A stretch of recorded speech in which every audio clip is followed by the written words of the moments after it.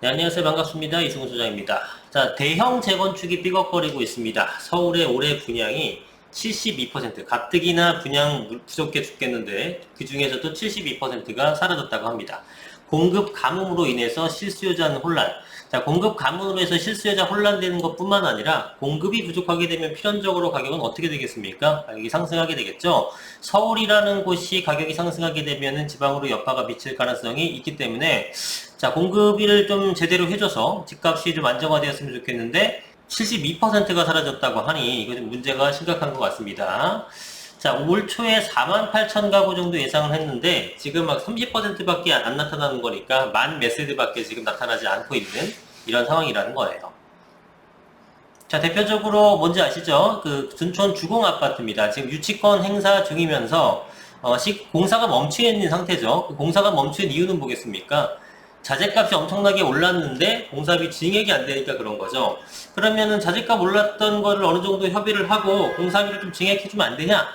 그게 또 쉬운 게 아닌 게 분양가 상한제가 걸려있지 않습니까? 그러면은 여러분들이 판매하는 금액은 딱 정해져 있는데 원가가 계속 오른다고 그거를 다 인정해버리면 손해보면서 장사를 해야 되는 상황이 되는 거잖아요. 그러니까 그걸 다 맞춰줄 수가 없는 거죠. 또한 도급업자, 그 원자재 도급업자 입장에서는 아니 내가 100원에 들여갖고 120원에 돈을 받아야지 100원에 들여갖고 80원을 당신한테 주게 되면 나는 그걸 왜 하냐 안 하겠다 이렇게 되는 거죠.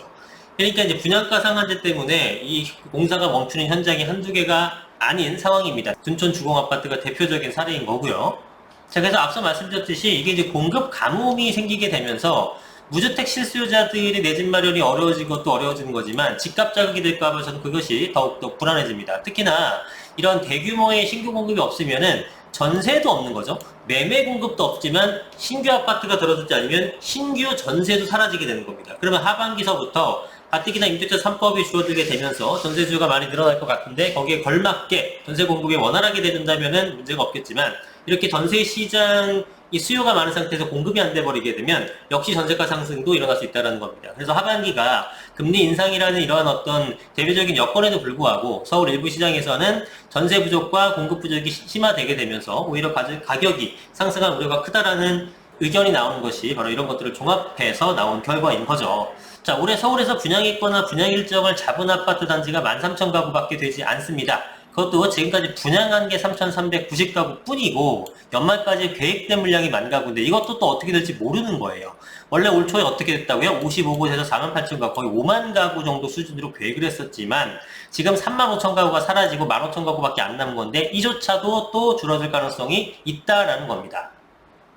그래서 연초 계획보다 72%나 줄어든 상태고 이미지로 보시게 되면은 2017년만 해들어도 4만 가구 정도의 분양 물량을 쏟아내었지만 그 이후에는 굉장히 부족한 모습을 보시고 있고 22년도 현재까지 분양을 확정 지은 것들은 3,390가구밖에 안 됩니다. 작년부터 급감을 했는데 올해까지는 뭐 그렇다고 쳤지만 이 정도 수준은 아니었습니다. 그러나 지금 엄청나게 지금 낮아져 있는 상태고 문제는 23년도, 24년도도 계속 이 수준에서 진행한다 그러면은 서울의 집값이 굉장히 달아오를 가능성이 높다고 생각이 들죠.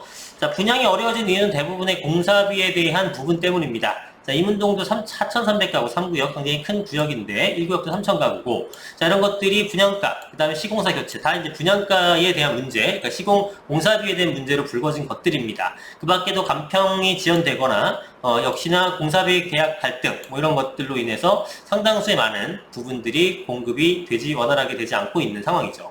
자, 그래서 딱 이겁니다. 입주 물량이 급감하게 되면 집값과 전세값을 자극할 우려가 있다라는 것이 가장 큰 문제고요. 그리고 앞서 언급되었었던 8월부터 2년 전 계약갱신 청구권 소진한 세입자가 전세주로 가세하면 서울 전세값이 다시 들썩일 것이라는 우려가 나오죠. 그래서 둔촌 주공 같은 경우에는 조합원 인당 1억 이상 낼 수 있다라는 얘기도 나오고 있습니다. 자, 최악된 경매에 들어간다. 자, 이런 사례가 없었죠. 제가 2005년부터 부동산을 했는데 이 시공사 갈등으로 인해서 이렇게 공사 현장이 멈추고 저 이런 사례를 본 적이 없습니다. 그러니까 지금 굉장히 심각한데 공사비가 이렇게 증액된 상황에서 분양가 상한제가 딱 걸려 있으니까 이런 문제가 불거질 수밖에 없는 거죠.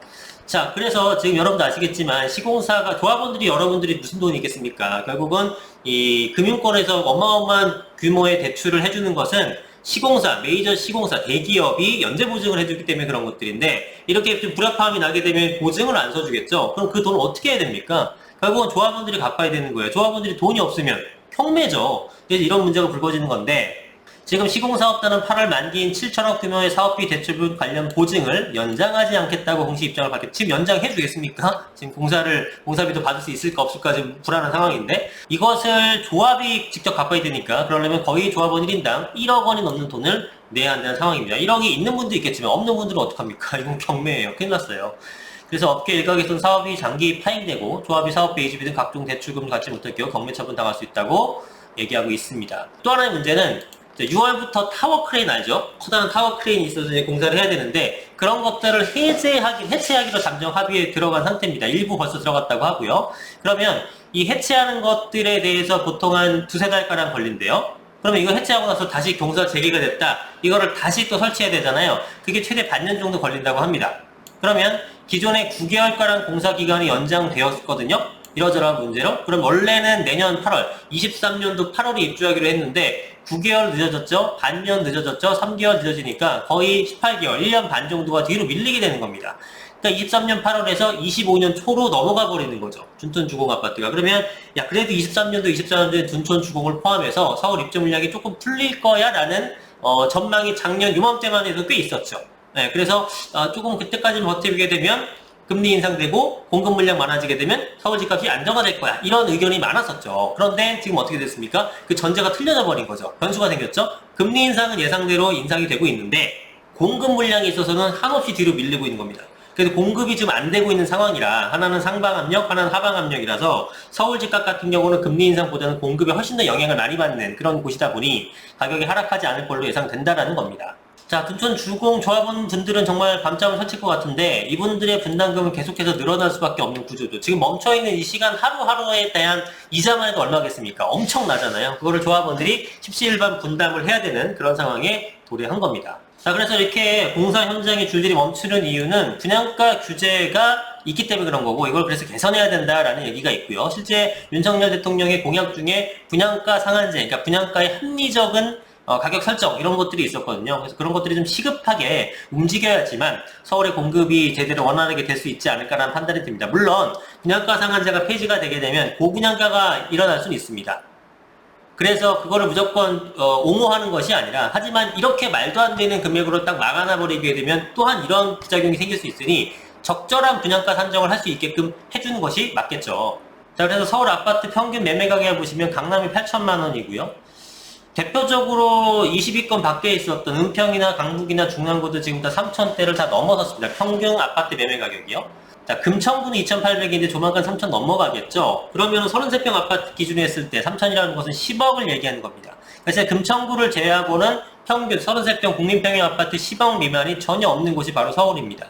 여러분 10억이요. 아무리 돈값어치가 떨어졌다고 하지만 평생 만져보지도 못할 분들 수두룩합니다. 근데 평균 아파트 가격이 지금 10억의 시대가 도래를 했습니다. 서울 같은 경우는. 자, 그러면은 요즘에 금리 인상되고 분위기도 별로 안 좋은데 왜 이렇게 가격은 계속 올라가느냐? 공급이 부족하기 때문에 그렇죠. 서울에 모든 인프라가 있고 서울이라는 이 작은, 그죠? 전 국토의 166분의 1밖에 안 되거든요. 우리 나라의 161분의 1 크기밖에 안 되는 게 서울인데 인구는 5분의 1이 삽니다. 1,000만이 살고 있죠. 그러니까 집이 엄청나게 많이 필요한 동네인데 공급이 지금 안 된다며. 그러니까 집값이 계속 이렇게 올라갈 수밖에 없는 거죠. 자, 그리고 전 이런 얘기를 들어본 적도 없는데 4천 가구의 재개발 설명하에 건설사들이 한 곳도 안 왔습니다. 예전 같으면은 이거 수주 따려고 난리 브루스를 치잖아요. 네? 백머니 주고 막 다양한 인센티브를 주게 되면서 조합원들한테 한심을 사려고 어마어마하게 노력을 하지 않습니까? 고개 숙이면서. 그런데 지금 아예 안 왔습니다. 왜냐? 공사비를 감당 못해요. 네, 지으면 손해인데 누가 수주를 합니까? 예전 같으면은 이득이 정말 작더라도 자기네들 브랜드 홍보하려고라도 어떻게든 했어요. 이득이 크지 않더라도. 근데 지금 그런 게 아니라 줘도 안 한다요. 줘도 안 한다. 왜? 지으면 손해인데 손해보면서 어떻게 하느냐는 거죠.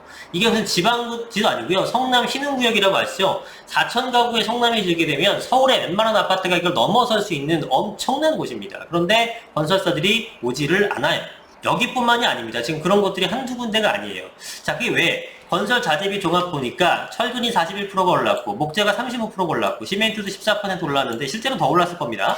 자, 그런데 그래서 자재비 종합이 22.46% 정도 상승을 한 건데 기본요금제 상승은 얼마를 적용시켰냐? 8% 올렸습니다. 그러니까 이거는 답이 안 나오는 거죠. 그러니까 이거 산정을 이렇게 해주면 됩니까? 오른 금액이 이건데. 그러니까 못하는 거예요. 네. 공사비 급등에 일감 포기하는 건설사들. 자재값이 22% 올랐는데 건축비 인상 8% 그치니까 당연히 못하게 됩니다. 지난 정부에서 주변 시세와 전혀 맞지 않는 분양가를 강요한 탓에 사업 일정이 하염없이 미뤄진 사례가 너무 많다. 이게 뭐예요? 공급 부족. 네, 이걸로 인해서 계속 공급이 부족한 사태가 나타나게 되고, 이 공급 부족이라는 것은 결국은 뭡니까? 여러분들, 수급 상황에서 공급이 부족하면 어떻게 됩니까? 가격은 또 상승하게 되는 겁니다. 문제가 심각하죠.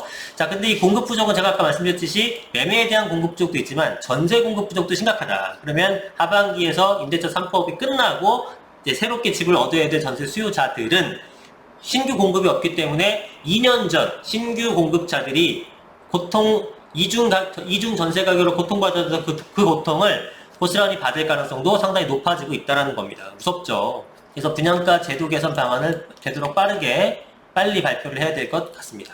자, 이게 그냥 내 거 아니니까 무슨 상관이야 라고 하는 게 아니라 이 둔촌주공 사태를 보게 되면서 여러분들의 심각성을 느껴야 되는 거고, 이로 인해서 서울 부동산 시장이 또 흔들릴 가능성이 상당히 높아졌다는 것을 감안하게 되면 하루빨리 이 사태가 좀 해결이 됐으면 하는 바람입니다. 자, 오늘 영상은 여기까지 하겠습니다. 구독과 좋아요 많이 눌러주시고 더 좋은 영상으로 찾아뵙겠습니다. 감사합니다.